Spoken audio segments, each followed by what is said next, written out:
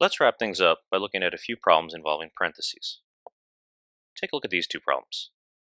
At first glance, you might think they'd have the exact same answer, but in fact, they don't. On the top problem, we've got 2 to the fourth power over 3. And what that means to us is that'd be 2 times itself 4 times over 3, which would give us 16/3, which is different from our bottom problem. The bottom problem has 2/3 in parentheses, and then outside of those parentheses an exponent of 4.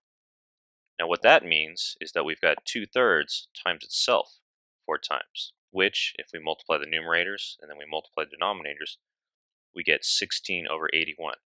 A completely different answer from our first one of 16/3.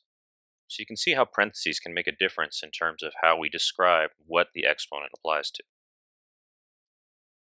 Let's take one last look at how parentheses can make a difference when it comes to problems with exponents. Take these two problems. Negative 2 to the fourth power, negative 2 in parentheses to the fourth power. Now again, you might think that these two problems have the same exact answer, but if you take a look closely, we're going to get something different. Here's the first one. Think of negative 2 to the fourth power as negative 1 times 2 to the fourth power. So the exponent only applies to the 2, not to the negative 1. So if we wrote it out as repeated multiplication, it'd be negative 1 times 2 times 2 times 2 times 2, which would give us negative 16.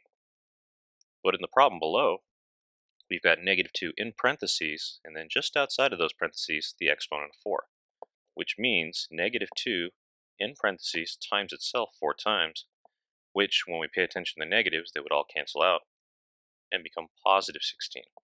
So in the first problem, we get negative 16. In the second problem, we get positive 16. Two completely different answers, and all because of just parentheses.